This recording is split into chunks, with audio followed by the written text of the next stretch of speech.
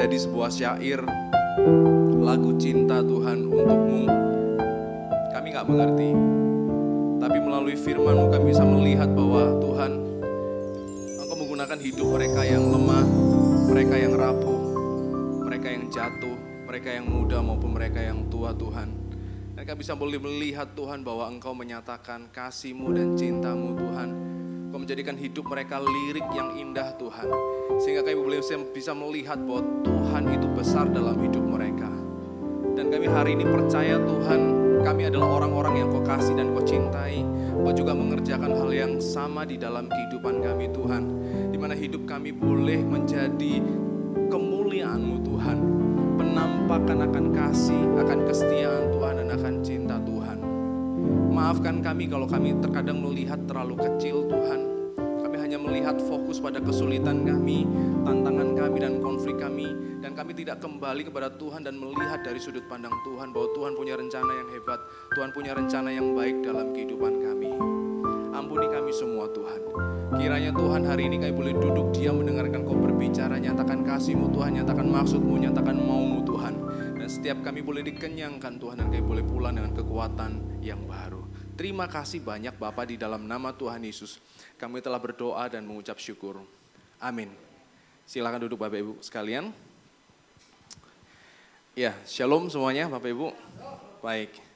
Ya, topik yang saya berikan hari ini adalah menyikapi kegelapan. Ya, saya kira semua orang tidak suka dengan kegelapan ya Bapak Ibu ya. Manusia berusaha untuk melawan kegelapan ya kan, dengan cara membuat benda-benda penerangan ada di sekitar mereka ya. Lampu itu juga ada juga karena kerinduan manusia untuk jangan gelap-gelap lah ya. Karena kalau gelap itu nanti nggak bisa ngapa-ngapain, betul ya Bapak Ibu ya. Dan survei membuktikan bahwa sejak ditemukannya lampu, manusia bukannya jauh lebih santai, tapi manusia jauh lebih sibuk, betul Bapak Ibu. Oke, dulu kalau telepon rumah mahal gitu ya, kerjaannya di kantor gitu. Tapi setelah ada WA murah gitu ya, via internet ya, cuma pakai data gitu 20.000 bisa sebulan gitu ya. Kerjaan itu nyampe itu ke kita itu nggak cuma hanya jam kantor loh Bapak Ibu ya. Saya sebagai guru merasakan itu.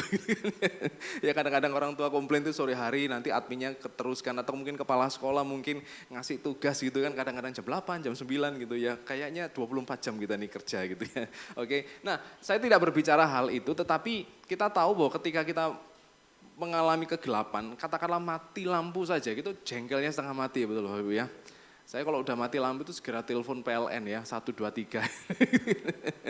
Kenapa? Karena kalau mati lampu nggak bisa ngapa-ngapain, apalagi kalau kejadiannya malam hari, betul ya. AC nggak nyala, laptop juga nggak bisa nyala gitu kan, mau ngecas juga nggak bisa, mau ngapa-ngapain nggak bisa, internet juga nggak bisa gitu kan. Rasanya jengkel gitu ya. Oke, kita nggak suka dengan kegelapan. Oke, karena kegelapan berbicara mengenai sesuatu yang menahan langkah kaki kita, sesuatu yang menyulitkan kita, ya sesuatu yang tidak mengenakkan lah ya. Apalagi kalau kita melihat kegelapan dari sudut pandang Alkitab, ya kan, itu juga berbicara mengenai tantangan kehidupan, problem dan sebagainya. Oke, nah kita akan belajar Mazmur 88 Bapak Ibu, ayat yang pertama sampai yang ke-18. Mazmur 88 adalah Mazmur yang unik. Ada dua Mazmur yang sejenis, ya kan? Nanti kita akan belajar sama-sama bahwa Mazmur ini adalah Mazmur yang dari awal sampai akhir itu pesimis semua. Ya, di dalam Alkitab ada dua Mazmur yang pesimis, cuman Mazmur 88 dan Mazmur 39. Cuma itu toh.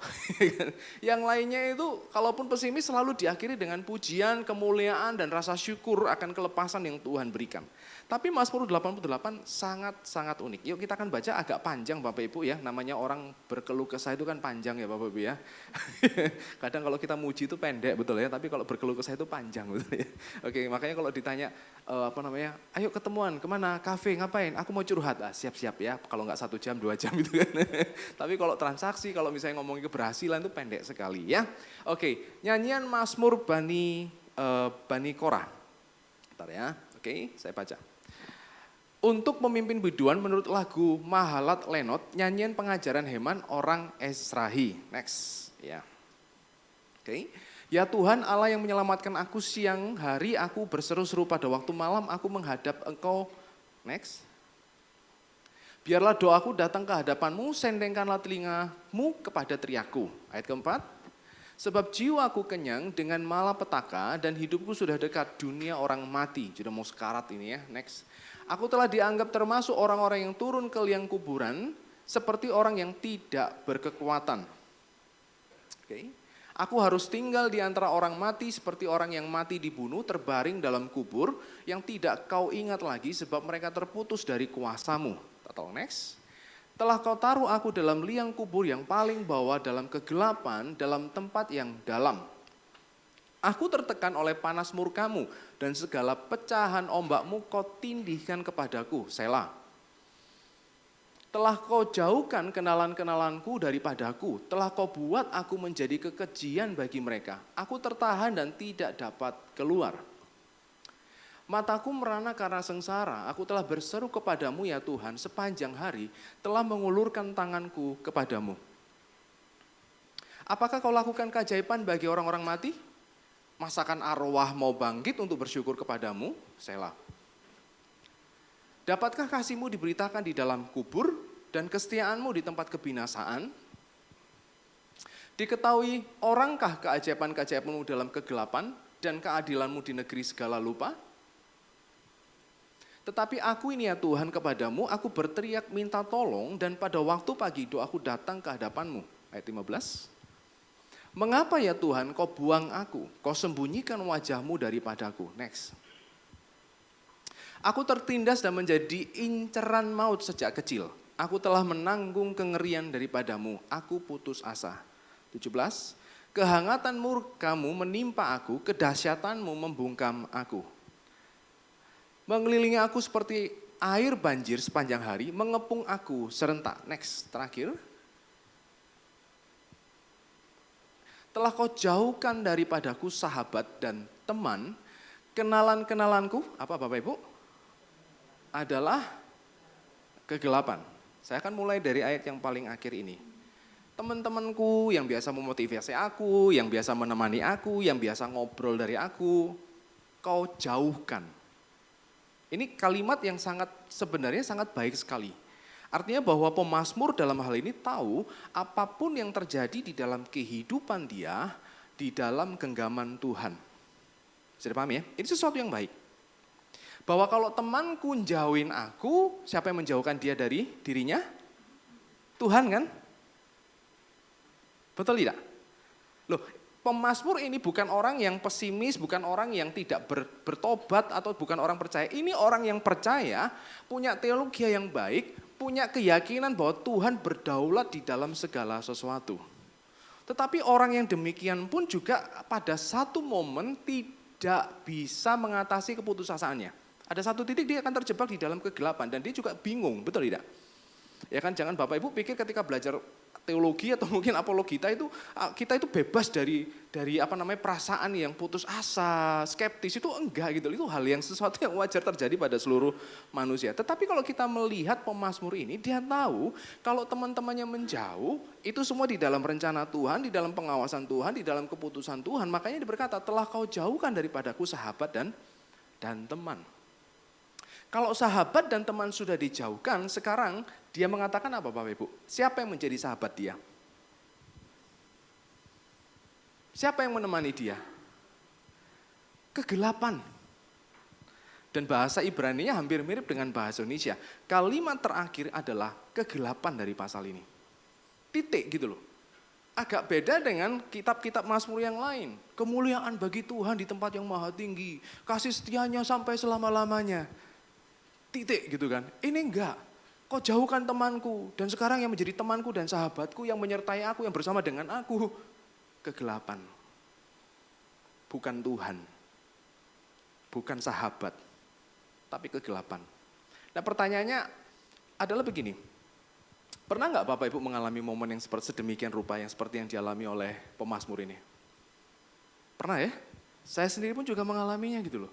Di manakah kau Tuhan? Ya kan, sampai teman saya juga mengalami satu problem, dia berkata, wes, apa maneh Tuhan? Kurang sakit aku. Sampai begitunya tuh. Ya kan? Nah, kalau kita melihat itu nampaknya kalimat yang kurang ajar. Itu nampaknya kalimat yang tidak baik diucapkan kepada Tuhan. Tetapi menariknya adalah kenapa kemudian Allah sendiri menaruh Mazmur ini ke dalam Kitab Mazmur, betul tidak? Kalau memang ini tidak diperkenan Tuhan, kenapa Tuhan membuat pasal ini masuk di dalam kitab Mazmur yang dibaca oleh banyak orang? Nah, kita akan belajar sama-sama ya, kita akan belajar sama-sama. Ada 4 hal yang kita pelajari dari Mazmur ini. Yang pertama adalah kegelapan yang panjang itu bisa menjadi bagian hidup orang percaya. Coba mungkin dilihat ayat yang ke-19 ini ya. Oh, boleh. Oh, sorry, ayat sebelumnya, tolong Pak David, 18. Oh, nanti ya. Ada satu kalimat, saya lupa posisinya di mana, dia mengatakan gini, ya Tuhan Allah yang menyelamatkan aku. Ya, saya tulis di ayat 19, tapi ternyata ayatnya bukan di situ. Ya Tuhan Allah yang menyelamatkan aku. Saya punya rekan di belakang, sudah siap, langsung sikap cari gitu ya. Pak David gitu kan, oke, karena kebetulan dia yang menulis Mazmur ini ya kan, yang menulis Mazmur ini David kan. Bercanda. David itu bahasa Inggrisnya kan David kan. Oke, ya Tuhan Allah yang menyelamatkan aku. Pemazmur ini adalah orang yang dekat dengan Tuhan. Ya, saya akan langsung buka saja siapa dia. Namanya adalah Heman dan dia pemazmur yang dipilih oleh Daud. Nah, ayat kedua, thank you David. Ya Tuhan Allah yang menyelamatkan aku. Bapak Ibu kalau mau tanya, iman Kristen dengan iman yang lain bedanya apa sih? Iman Kristen itu cuma satu bedanya dengan iman yang lain. Kita percaya pada Allah yang menyelamatkan. Itu membedakan kekristenan dan agama yang lain. Allah yang lain, Allah yang memberikan jalan keselamatan. Betul tidak? Oke, tetapi kalau Allah yang kita percaya adalah Allah yang menyelamatkan. Gimana? Dia jadi manusia dan kemudian merebut kita dari kuasa dosa dan menggantikan kita di atas kayu salib. Bisa dipahami ya? Kalau Bapak Ibu tanya orang perjanjian lama sama orang perjanjian baru punya iman yang sama enggak? Sama. Allah yang menyelamatkan. Kita mengenalnya melalui Yesus Kristus yang kemudian kita sebut dia dengan Bapa. Orang perjanjian lama mengenalnya Yahweh yang menyelamatkan. Orang perjanjian baru mengenalnya Bapa yang menyelamatkan. Bisa dipahami ya? Ini orang yang kenal Tuhan. Ini orang yang punya iman yang tepat. Ini bukan orang fasik. Ini bukan orang kafir. Tapi kita belajar bahwa orang yang beriman pun nampaknya juga pada satu momen akan menghadapi masa-masa yang gelap. Ada satu momen di mana dia pasti akan merasa begini, kok Tuhan jauh sama aku ya? Kok Tuhan meninggalkan aku ya? Kok Tuhan gak peduli ya? Kok Tuhan membiarkan aku di tengah-tengah kegelapan ini ya? Itu gak hanya terjadi pada mereka yang tidak percaya, yang percaya pun pada satu momen juga akan menghadapi ini. Jadi kalau kita flashback ke masa lampau, ya kan, ke masa lalu, kita sempat berkata pada hal yang sama pada Tuhan gitu kan, Tuhan kenapa kau jauh, Tuhan kenapa kau tinggalkan aku. Percayalah bahwa orang yang benar di dalam Tuhan, di dalam perjanjian lama pun juga mengalaminya. Saya paham ya Bapak Ibu ya? Maka apa yang menjadi perhatian kita? Ada satu film yang bagus itu judulnya begini, Princess Bride. Jadi seorang kayak pakai topeng Zorro gitu ya Bapak Ibu ya. Dia mencintai seorang putri raja gitu ya. Lalu dia berkata begini pada putri raja. Jadi sama-sama jatuh cinta ini ya. Dia berkata gini, bahasa Inggrisnya gini, life is pain, highness, ya kan. Anyone who say differently is selling something gitu ya. Artinya gini, hidup itu penuh dengan penderitaan. Kalau ada orang yang ngomong hidup itu tidak ada penderitaan, dia punya maksud yang lain. Saya paham ya? Sama kayak misalnya gini loh, murid saya gitu kan, Pak Alex kok ganteng banget di hari ini. Nah kita bisa tahu, dia punya maksud lain. Kalau nggak tugasnya terlambat, dia minta tambahan nilai, misalnya begitu kan? Bisa dipahami Bapak Ibu ya? Nah syukur Alkitab kita berkata hal yang jujur. Bahwa hidup memang ada penderitaan. Alkitab nggak nutup-nutup itu penderitaan. Alkitab juga nggak menawarkan sesuatu ikut Tuhan pasti akan berhasil, betul ya? Ikut Tuhan bebas dari sakit penyakit, bebas dari masalah, enggak pun. Bahkan Yesus berkata pada murid-muridnya, seorang hamba tidak lebih tinggi daripada tuannya. Lah tuannya menderita di atas kayu salib, punya privilege apa hambanya tidak mengalami kesulitan yang sama? Betul ya?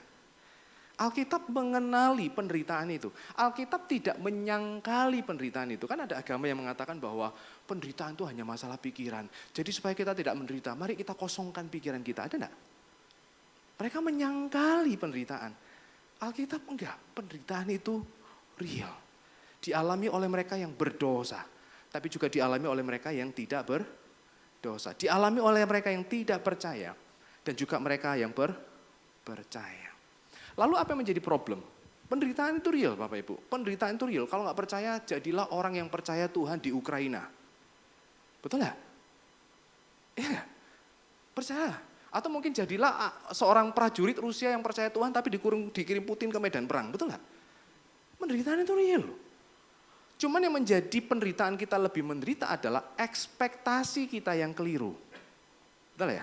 Kita pikir ikut Tuhan tidak ada masalah. Kita pikir ikut Tuhan semua lancar. Begitu kemudian kita punya masalah di dalam menghadapinya. Pada waktu itu kita percaya dan cinta Tuhan. Nyatanya kok tidak cocok. Itu akan menambah penderitaan lebih tinggi lagi. Bisa dipahami ya? Mari kita mau belajar untuk sama-sama kita mau melihat. Allah bukan Allah yang anti dengan penderitaan. Karena Yesus pun sendiri menanggung penderitaan. Penderitaan bukan tanda bahwa Allah itu tidak bekerja. Justru kita bisa melihat melalui penderitaan Kristus Allah justru bekerja. Kenapa lambang salib dipakai? Lambang salib kan lambang penghinaan Bapak Ibu. Kalau zaman dulu saya misalnya tinggal di Roma, saya nggak suka sama orang Roma misalnya gitu. Gampang, pintunya tak gambari salib. Itu dia sudah marah, mencak-mencak itu. Karena salib adalah tempat yang orang Romawi pun tidak mungkin dihukum. Makanya saya sudah pernah katakan, Paulus pun kalau mati pun juga nggak disalib. Petrus disalib. Paulus nggak disalib. Kenapa? Paulus punya kewarganegaraan Romawi. Orang Romawi nggak mungkin dihukum salib. Itu hanya untuk yang non Romawi, hanya untuk manusia yang nggak pantas, yang tidak selevel daripada orang Romawi. Betul tidak? Salib adalah lambang kehinaan, penderitaan yang amat sangat, penolakan, bahkan dikutuk manusia dan juga dikutuk Tuhan menurut perjanjian lama. Terkutuklah mereka yang tergantung di atas kayu salib. Kan begitu ya, kitab Musa berkata demikian. Tetapi Yesus mengambil itu dan kita bisa melihat Tuhan justru bekerja melalui penderitaan itu. Untuk melakukan karya yang besar, yakni menyelamatkan kita semua. Jadi paham ya? Allah sengaja menaruh ini semua, pasal ini ke dalam Mazmur yang lain yang indah, yang ada jalan keluar, ada kemenangan untuk memberitahu kepada kita, ya kan, bahwa penderitaan itu juga bagian dari hidup orang percaya. Jadi kalau ada pendeta yang berkata atau mungkin hamba Tuhan atau teman, ikut Tuhan gak mungkin sakit, ikut Tuhan gak mungkin begini, dia sedang punya maksud yang lain. Bisa dipahami ya?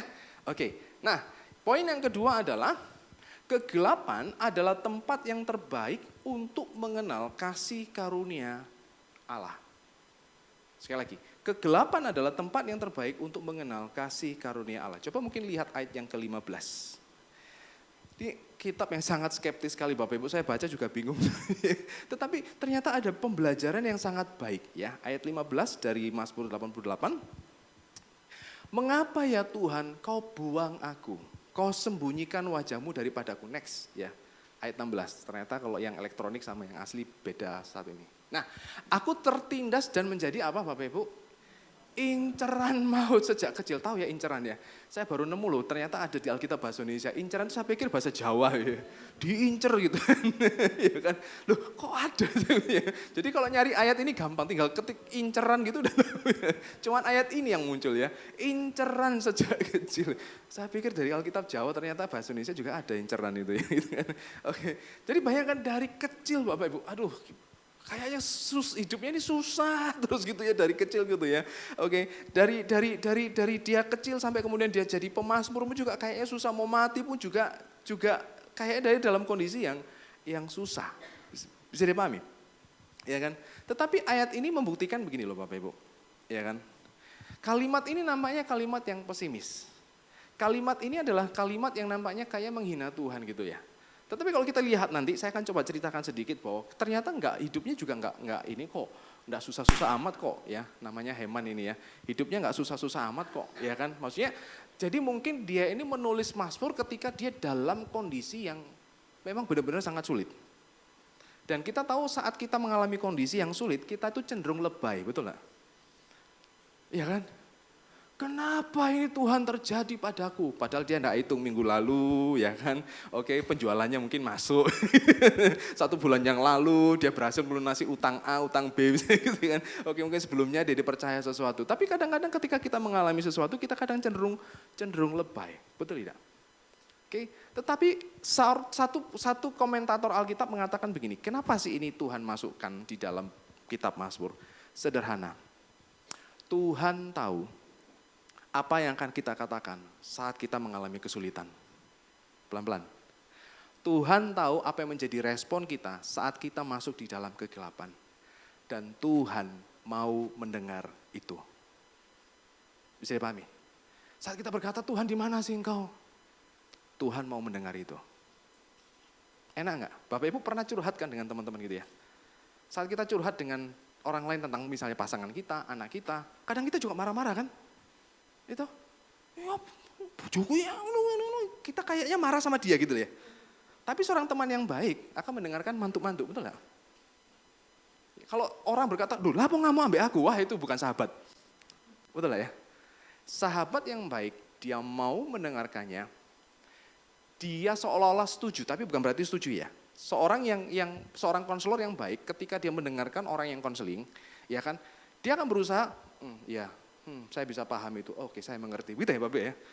Supaya apa?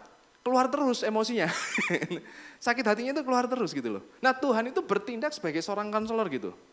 Oke, oh aku jauh ya, oke. Oh aku nggak peduli kamu, oh ya. Oh kamu jadi incaran incaran maut ya, bukan incaran anugerah ya gitu kan. Sejak kecil, oke gitu ya.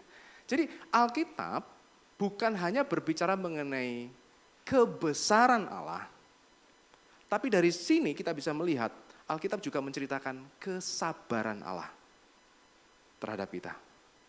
Sekali lagi, Alkitab bukan hanya menceritakan kebesarannya kepada kita, tapi Alkitab juga menceritakan kesabarannya kepada kita.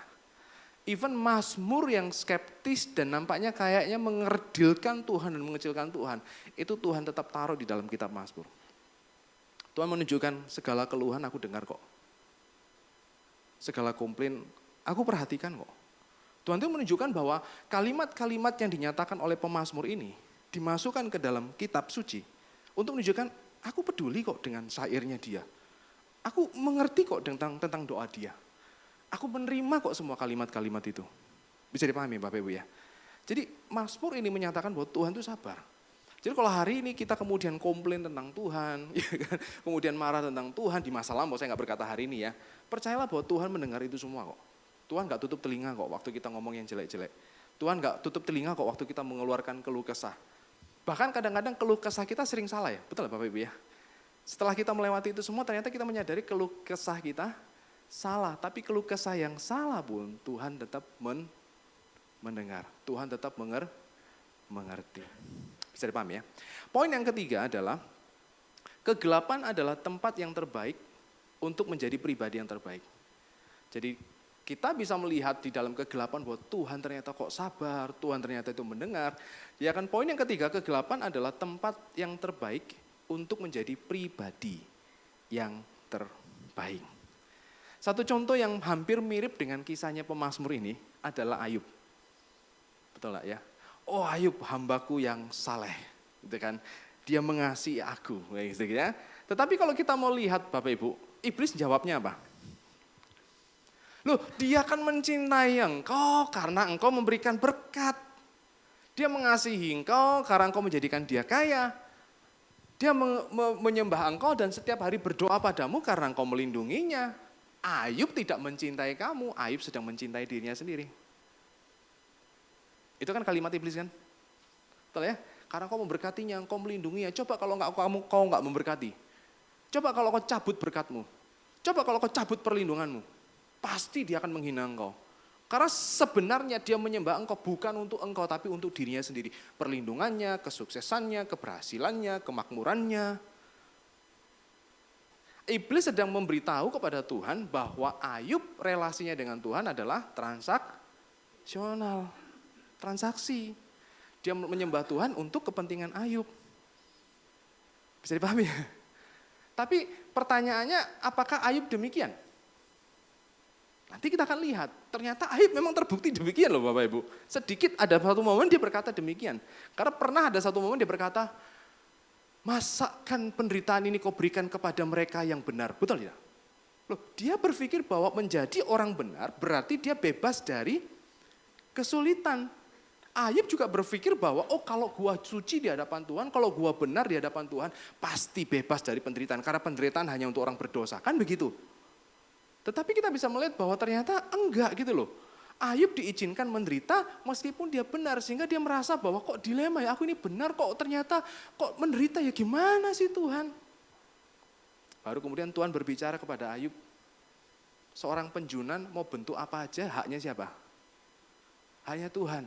Kalau aku menginginkan kamu diberkati, kalau aku menginginkan kamu kemudian tidak diberkati, haknya siapa? Haknya Ayub atau haknya Tuhan? Perlindungan itu haknya orang benar atau haknya Tuhan? Haknya Tuhan kan? Orang benar bebas dari kesulitan. Yang menentukan itu haknya orang benar atau haknya Tuhan? Tuhan kan? Artinya kalau ada orang benar kemudian tetap menderita, Tuhan berhak nggak melakukannya? Tuhan berhak. Bapak Ibu beli kertas gitu ya di Indomaret gitu ya, loose leaf gitu ya. Oke. Atau mungkin anak muda beli kertas loose leaf gitu kan, seret gitu kan. Satu lembar bikin draft surat cinta. Misalnya, wah, gak cocok, sobek-sobek buang sampah, betul ya. Coret lagi sobek-sobek buang sampah. Terus yang satu, wah kayaknya syairnya bagus sekali, terus dikirim ke pacarnya gitu ya. Terus pacarnya kemudian melihat ini kalimat yang sangat bagus gitu kan. Terus akhirnya mereka menikah dan kemudian kalimat cinta pertama itu, syair cinta yang pertama itu, puisi cinta pertama itu dipigora. Terus suatu saat kemudian karena kebetulan sampahnya itu mungkin masuk ke kolong ya Bapak Ibu ya. Enggak pernah kelihatan gitu ya. Terus kemudian setelah menikah terus lihat pajangan. Terus kemudian akhirnya kertas yang dibuang dengan kertas yang dipigora ini ketemu. Bisa nggak kertas yang dibuang ini kemudian berkata kepada yang nulis dia, yang buang dia, kamu nggak fair.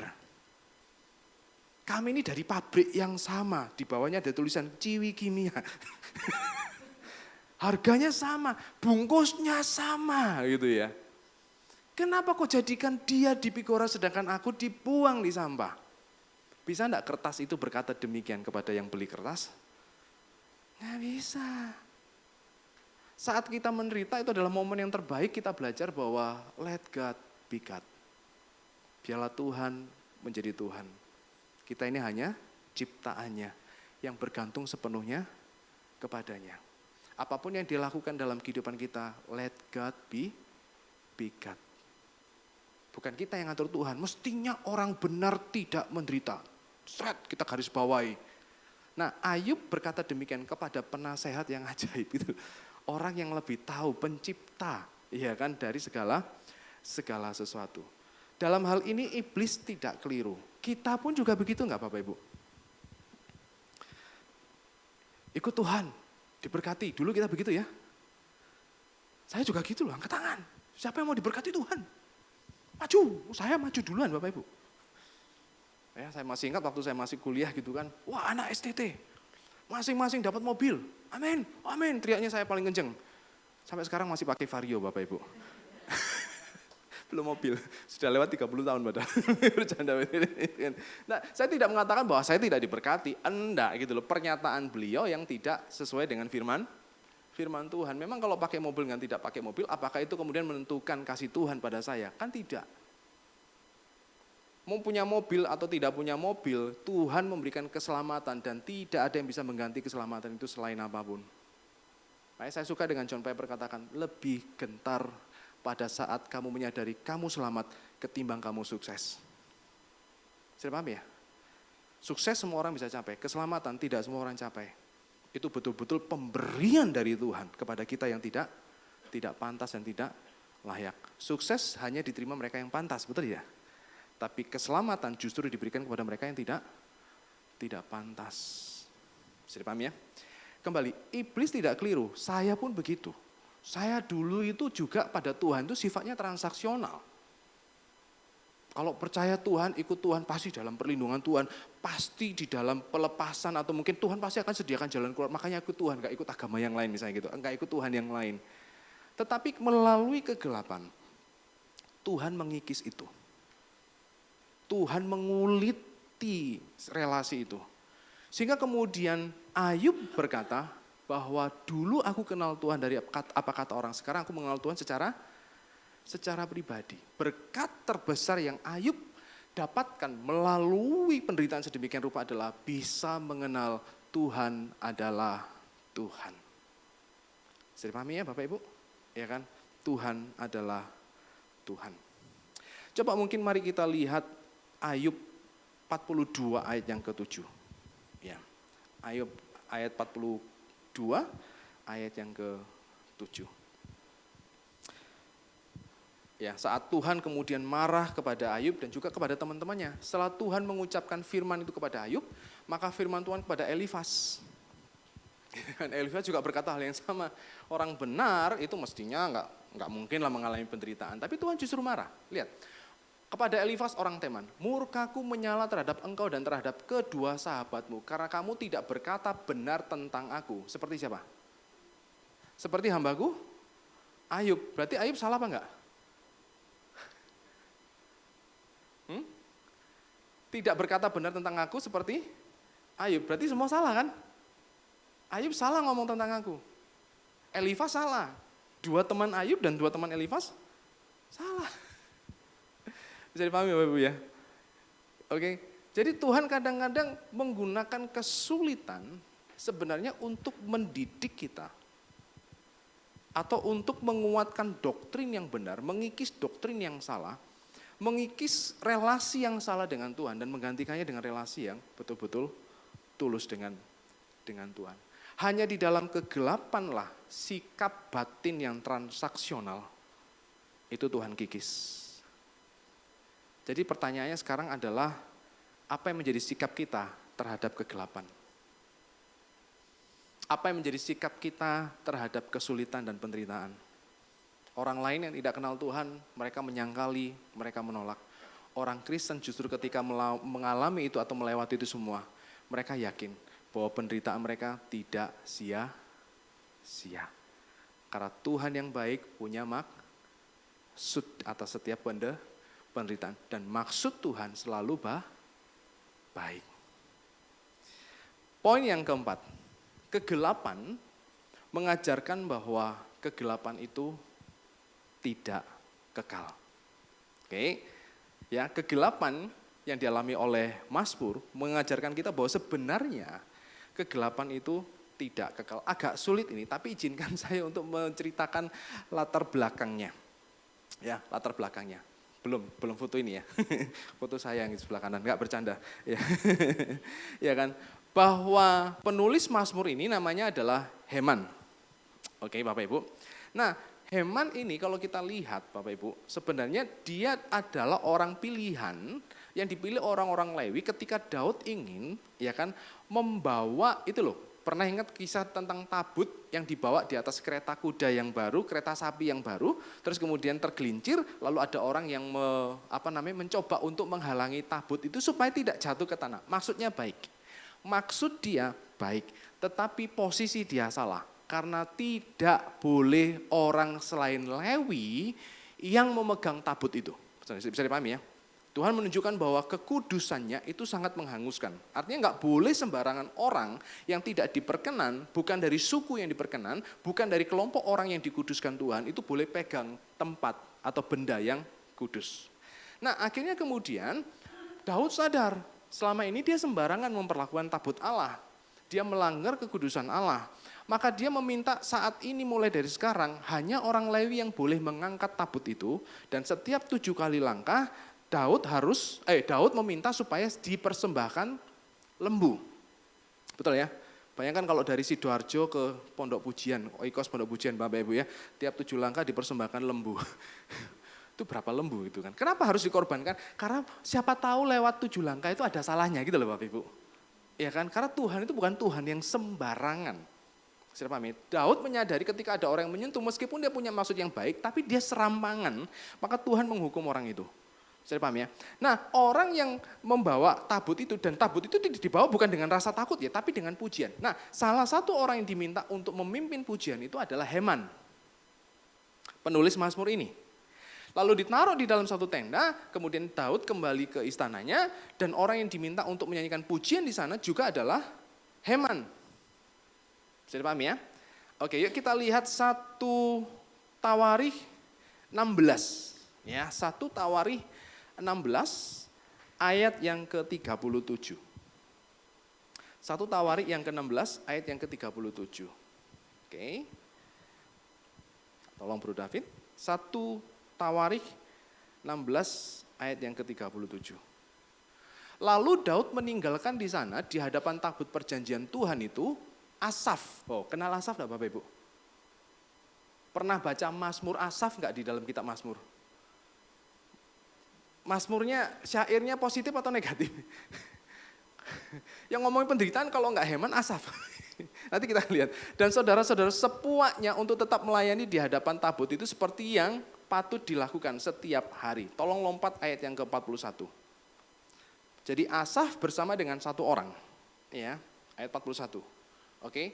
Dan bersama-sama mereka ikut apa? Heman dan Yedutun. Dan selebihnya dari orang-orang yang terpilih yang ditunjuk dengan disebut namanya untuk menyanyikan, sama-sama kita baca 1, 2, 3, syukur bagi Tuhan bahwasannya untuk selama-lamanya kasih setianya.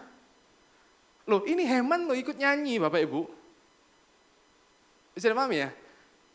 Saat kita menderita, Mazmur 88 menyampaikan kepada kita memang kadang sometimes saat kita mengalami penderitaan, kayak penderitaan itu panjang sekali gitu ya. Kayak seolah-olah penderitaan itu kita lihat pakai teleskop atau mungkin pakai mikroskop gitu, kok gede banget gitu ya. Tapi kalau kita mau mundur sedikit, kita zoom out gitu ya, kita lihat gambaran yang sebenarnya, loh Heman itu termasuk orang yang menyatakan syukur bagi Tuhan bahwasanya untuk selama-lamanya kasih setianya. Jadi penderitaan yang Heman alami pada waktu itu sementara atau kekal? Sementara. Cuman waktu dia menulis lagu itu dia dalam kondisi yang tertekan, nampaknya seolah-olahnya panjang. Bisa dipahami Bapak Ibu ya? Namanya panjang sekali gitu loh. Terus kita yang baca kalau nggak lihat konteksnya, aduh kegelapan itu memang panjang. Apalagi kalau kita kemudian lagi ada masalah, kita akan mengaminkan semua itu betul ya. Oke, tapi kita bisa melihat bahwa ternyata sebenarnya itu tidak panjang. Karena Heman termasuk orang yang dipilih oleh Daud dan dia juga menyanyikan bersama dengan Asaf. Asaf juga kalau Bapak Ibu lihat Mazmur di kitab Mazmur, nyanyian Asaf itu juga begitu. Selama ini kami mempertahankan baju bah kami bersih, tapi kami melihat orang yang tidak kenal Tuhan gemuk-gemuk. Gitu ya, itu Mazmur Asaf. Tapi Asaf dan Heman mereka bernyanyi dengan sukacita, Tuhan itu setia. Ya kan? Tuhan itu setia. Berapa lama? Selama-lamanya. Jadi apa yang kita pelajari? Saat Anda mengalami atau berkata begini, kegelapan saya itu panjang. Jangan titik, tapi koma. Kasih Tuhan lebih panjang. Gitu ya. Penderitaanku itu gak mari-mari. Jangan titik, koma. Kasih setia Tuhan juga gak mari-mari. Betul ya? Kan begitu ya? Jadi dari ini kita bisa melihat gitu. Orang yang berkata bahwa kegelapan menjadi temanku. Dan itu kayak panjang. Mulai dari kecil aku sudah diincer. Betul ya? Diincer penderitaan gitu kan. Tetapi percayalah bahwa kasih setia Tuhan itu lebih lama ngincernya dibanding kita. Betul ya? Sudah paham ya? Jadi ini satu sikap yang benar, tidak menyangkali penderitaan, tapi memandang Tuhan dengan cara yang tepat. Terus yang kedua Bapak Ibu, yang nulis bukan Daud. Kalau Daud nulis pasti masuk kitab Mazmur. Jadi kitab Mazmur ini sebenarnya Bapak Ibu bukan hanya Daud saja yang menulis, tapi ketika Daud meninggal itu tetap ada beberapa orang yang memasukkannya ke dalam kitab Mazmur. Jadi kalau ini dimasukkan ke dalam kitab Mazmur, berarti lagu ini terkenal populer. Loh kok lagu kayak gini populer?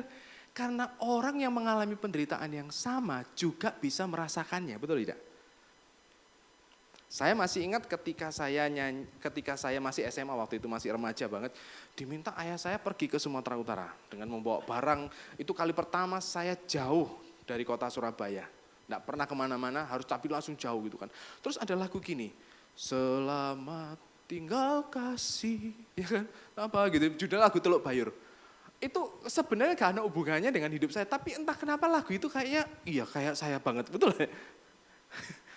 Kayak saya banget gitu loh, padahal gak ada hubungannya gitu loh. Dan akhirnya saya teringat sampai sekarang, kemungkinan Mazmur Asaf juga begitu. Waktu Asaf menulis dalam kondisi yang tertekan dan itu dinyanyikan, kemudian dimasukkan dalam kitab Mazmur, kemungkinan besar bahwa lagu itu adalah lagu yang populer. Lagu yang dimana yang dinyanyikan orang-orang kalau mau ziarah ke bait Allah. Jadi mereka memilih lagu Mazmur daripada Heman ini ya, Mazmur 88. Berarti banyak orang mengalaminya. Artinya begini Bapak Ibu, kalau kita bisa melihat ternyata penderitaan Asaf, Tuhan juga pakai seperti lagu terakhir tadi, untuk menyatakan lagu cinta untuk Tuhan, betul ya? Sehingga orang lain bisa merasakannya, orang lain bisa mengamininya. Dan lagu itu bukan membuat orang jauh dari Tuhan loh. Justru membuat orang dekat dengan Tuhan. Karena itu lagu ibadah. Gak mungkin lagu ibadah itu membuat orang itu jauh dari Tuhan. Itu lagu yang mendekatkan mereka dengan Tuhan. Dan mereka menggunakan Mazmur 88. Bisa dipahami ya? Dan bukan hanya itu saja Bapak Ibu. Bahkan Tuhan menggunakan penderitaan daripada Heman untuk menyatakan rencana Tuhan yang agung. Oke, coba yuk kita lihat ya kan Matius 27 ayat yang ke-46. Ya kan, Matius 27 ayat ke-46.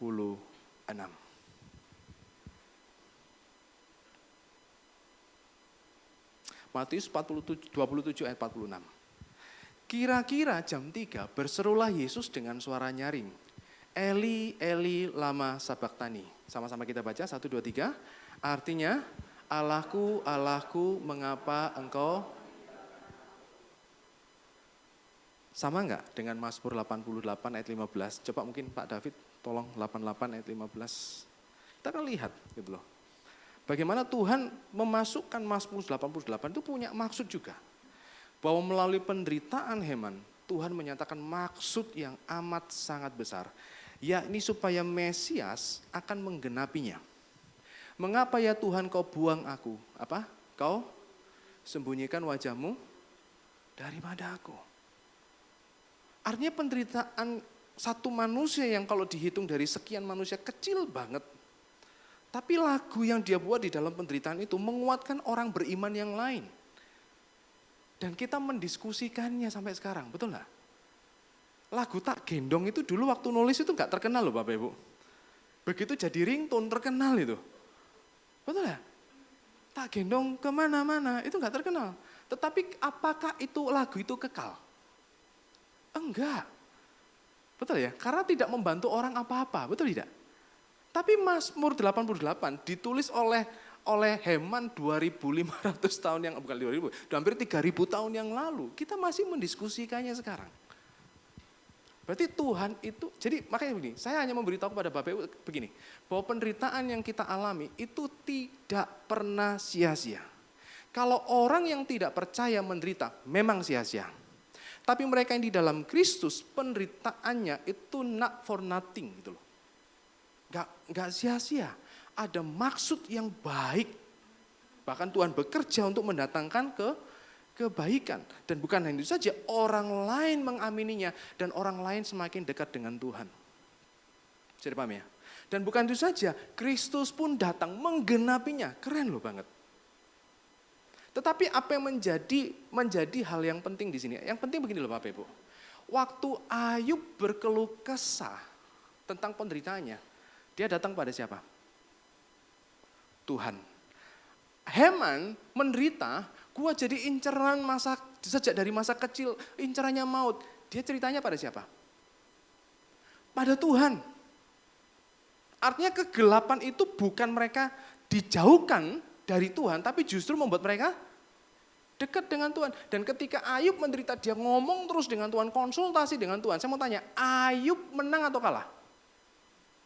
Saat iblis berpikir, oh kalau misalnya Tuhan hancurkan dia, tidak berikan sesuatu, ya kan tidak berikan perlindungan Tuhan, dia akan menjauh dari Tuhan. Tapi justru ketika Ayub mengalaminya, dia bukan jauh dari Tuhan, dia mendekat dengan Tuhan. Ngobrol dengan Tuhan.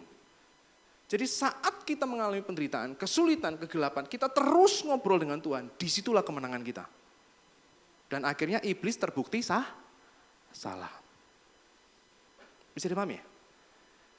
Jadi saat kita bergumul, saat kita sedang menghadapi penderitaan, kayak panjang, tapi ngomongnya sama Tuhan gitu loh. Gak ngomongnya sama orang lain. Gitu kan? Ngomongnya sama Tuhan, diskusinya sama Tuhan, komplainnya sama Tuhan. Kan kita mendekat dengan Tuhan terus gitu kan.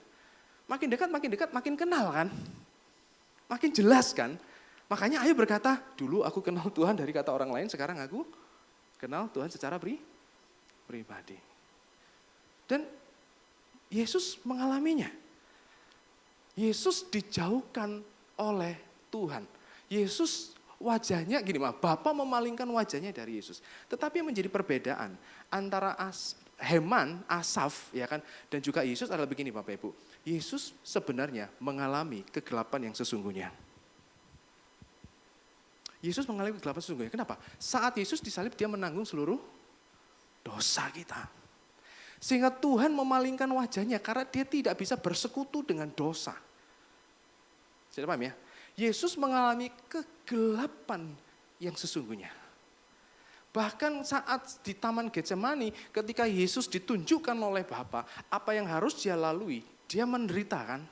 Dia berkata kalau bisa jauhkanlah cawan ini dari padaku.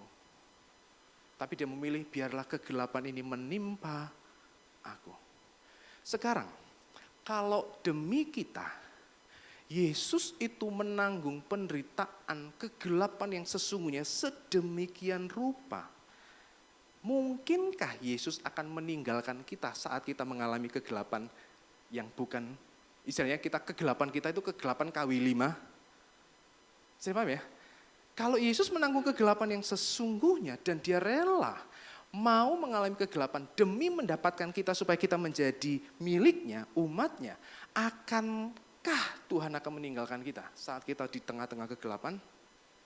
Enggak ya? Enggak mungkin Bapak Ibu. Karena Yesus sudah mengalami kegelapan yang sesungguhnya. Jadi ingat baik-baik, saat kita mengalami kegelapan selalu ingat, Yesus sudah menanggung yang lebih besar. Yesus sudah menanggung kegelapan yang sesungguhnya. Yesus sudah menanggung kesulitan yang sesungguhnya. Yesus sudah menanggung maut yang sesungguhnya. Kita hanya cuma diincer, betul. Tetapi Yesus bukan hanya diincer, tapi Yesus menanggung maut yang sesungguhnya. Berarti yang perkara yang lebih besar sudah Tuhan Yesus bereskan.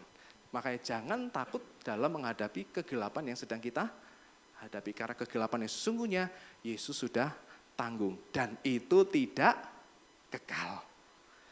Kalau kegelapan yang sesungguhnya saja tidak kekal dan dikalahkan oleh Kristus, apalagi kegelapan kita. Sehingga setiap kita dalam setiap proses kita menghadapi kesulitan, tantangan, percayalah pada satu momen dari ini semua, saat kita melewati ini semua, kita akan berkata bahwa kasih setia Tuhan sampai lamanya. Seperti Asaf mengatakannya, seperti Heman mengatakannya. Jadi Bapak Ibu jangan takut dengan kegelapan yang ada, ya kan? Datang pada Tuhan. Jikalau itu kegelapan berbicara mengenai masalah kehidupan, come on, terus datang pada Tuhan. Tuhan mengerjakan yang baik di dalam kehidupan kita. Tapi kalau kegelapan itu karena listrik, Bapak Ibu telepon 123. Sorry ya. Mari kita tundukkan kepala dan kita berdoa. Bapak terima kasih buat segala kebaikan-Mu. Kami belajar Tuhan bahwa Engkau bukan hanya Tuhan yang besar, tapi Engkau Tuhan yang sabar. Tuhan yang mau mendengar keluh kesah kami. Tuhan yang mau mendengar kekurangan dan kekeliruan kami. Dan kami boleh melihat bahwa Tuhan meskipun saat kami berkata yang buruk tentang Engkau, kalimat kami mungkin tidak sesuai dengan firman-Mu, tetapi kami bisa melihat kesabaran-Mu yang lahir dari kesetiaan-Mu yang selama-lamanya atas setiap kami. Ucap syukur buat segala kebaikan-Mu juga Tuhan, dan kali ini kami juga belajar bagaimana Tuhan setiap kegelapan yang kami alami tidak pernah kekal. Selalu akan ada jalan keluar. Kalaupun tidak ada jalan keluar Tuhan, tidak berarti engkau gagal memuliakan dirimu dalam kehidupan kami. Kami boleh melihat Tuhan dari kegelapan yang dialami Heman, boleh memberkati orang lain, bahkan boleh menyatakan rencanamu yang agung. Kami percaya Tuhan dengan kegelapan yang kami alami, Tuhan engkau mengerjakan yang baik, engkau menjadikan kami lagu cinta bagi orang lain Tuhan. Mungkin orang lain akan diberkati Tuhan melalui kesaksian kami Tuhan. Dan bukan itu saja, kami percaya bahwa setiap yang kami hadapi Tuhan, Tuhan punya rencana yang agung dan indah dan besar Tuhan. Bukan hanya atas kami, tapi atas seluruh umat-Mu di dunia ini dan atas sejarah dunia ini Bapa. Terima kasih buat segala kebaikan-Mu, kami terima firman-Mu Tuhan, ingatkan kami ketika kami menghadapi tantangan, kondisi yang sulit Tuhan, ingatkan kami Tuhan bahwa Tuhan kasih setianya adalah selama-lamanya. Di dalam nama Tuhan Yesus kami telah berdoa dan mengucap syukur. Sama-sama katakan amin. Tuhan memberkati Bapak Ibu sekalian.